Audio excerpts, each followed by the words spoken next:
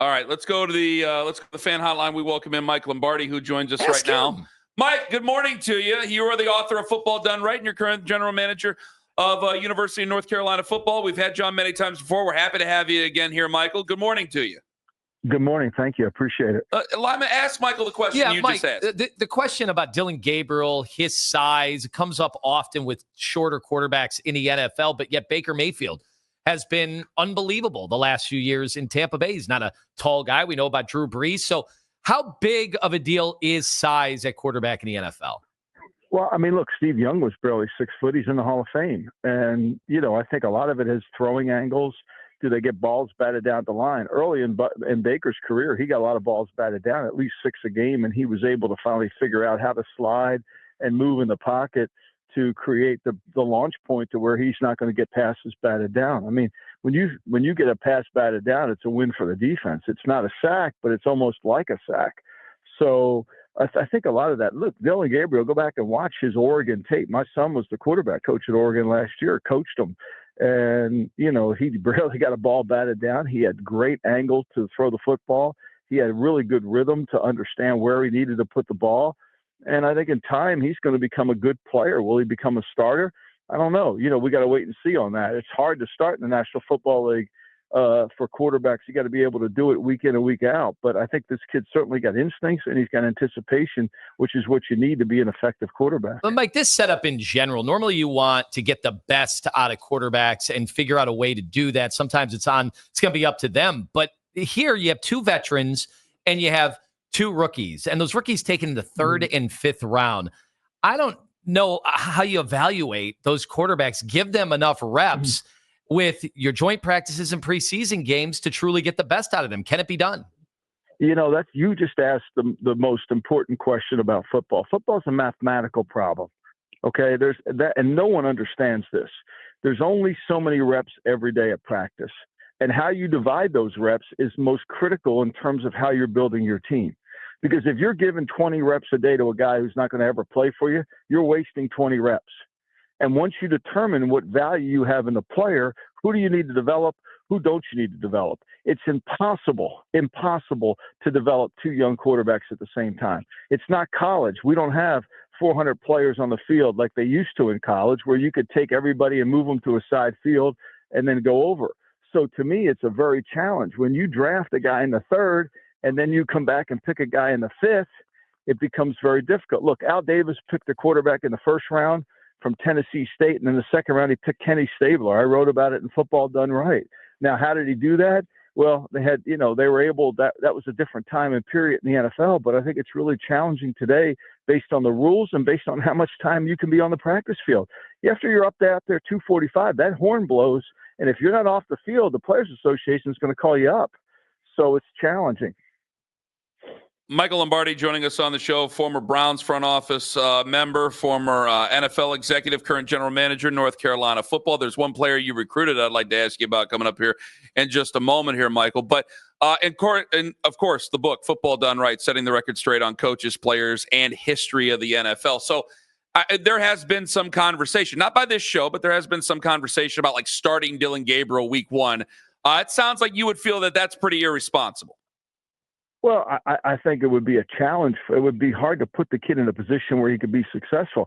Look, the quarterback position, and you're the head coach of the team, you got to be able to stand in front of the team and say, this player gives us the best chance to win the game. And I think that's really hard to do on rookie quarterbacks. Now sometimes you're forced to do it. Pittsburgh was forced to do it when Tommy Maddox got hurt, and all of a sudden Ben Roethlisberger had to go play. So that's a different element. But I think it's really challenging for some rookie to come in and say, look at Caleb Williams. I mean, last year he was talked about as the greatest savior to the franchise. How many games did he win for the Bears? How many mistakes did he make that hurt his team? So I think rookies are, no, look, Jaden Daniels did a tremendous job for their team, but that's a few and far between. I think it would be unfair to any young quarterback to put him into the fire, especially if you're not going to build your team around, look, we're going to win with defense, we're going to win with kicking game, we're going to run the ball, and we're going to limit the quarterback. That's hard to do in the NFL. Mike Lombardi with us. The Shedeur Sanders, the specter of him just at training camp, he has said all the right things.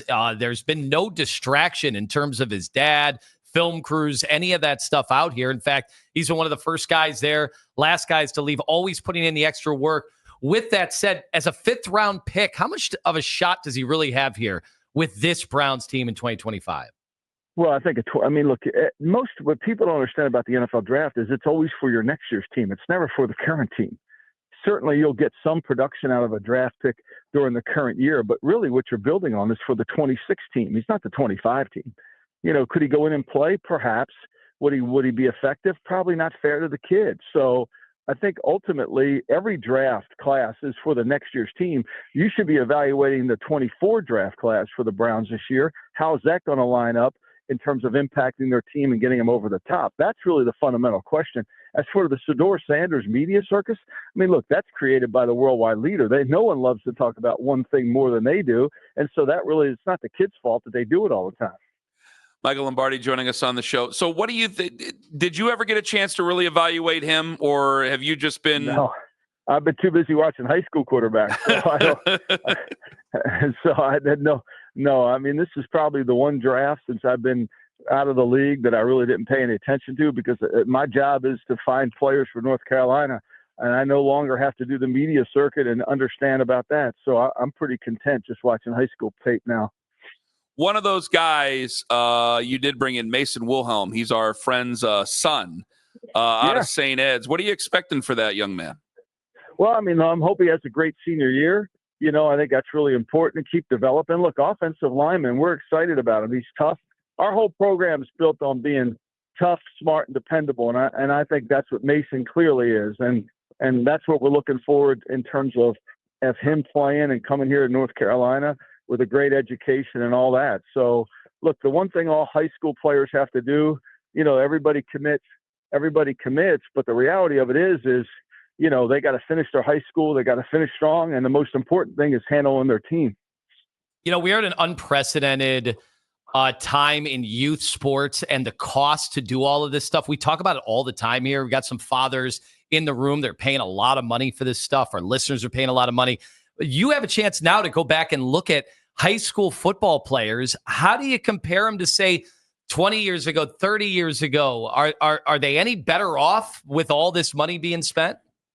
Well, the training's so much better. Let's be clear. They got better training, weight lift. We actually know what we're doing. Do you remember we used to not give water to players during practice? So I think we've come a long way in that area. But for the most part, look, the kids are bigger, stronger, tougher, all that, and that really helps. Michael Lombardi joining us on the show. Listen, I do want to keep it to football. I'm going to keep it to football with you.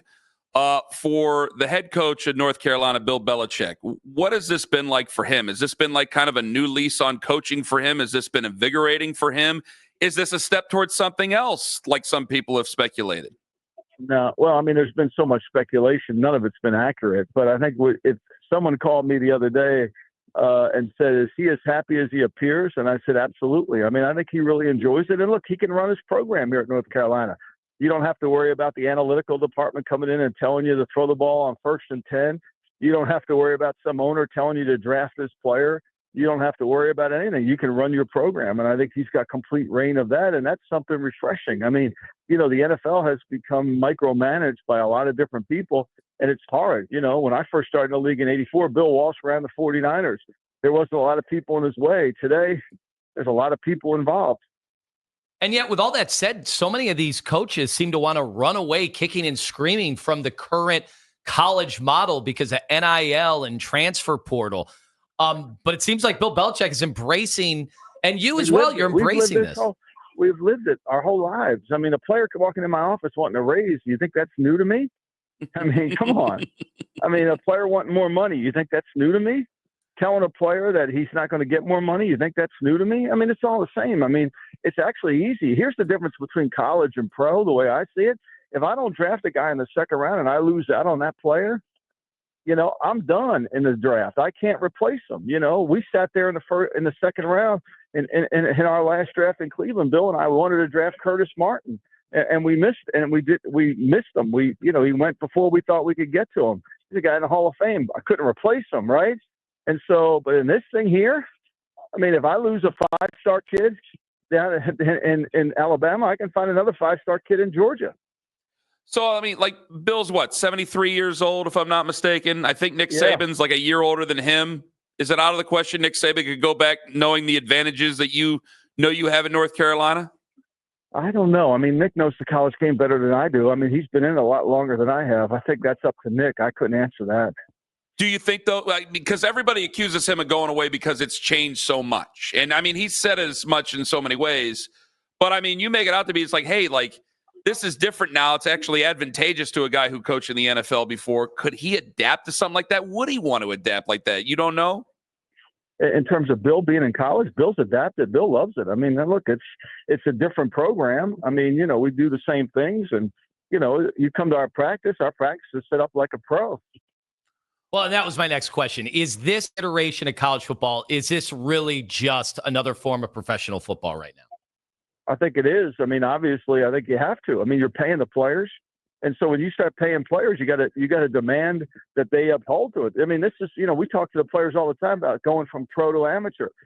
And when you're a pro, you're expected to do it. When you're an amateur, you think you're going to do it. It's a way difference. And so it goes both ways here. The book, Football Done Right, setting the record straight on coaches, players, and the history of the NFL. Michael, we thank you very much for the time. Thanks, guys. Michael Lombardi on the Fan Hotline, talking to us about all the stuff that's going on with the Cleveland Browns and obviously North Carolina. We didn't talk about something else for obvious reasons.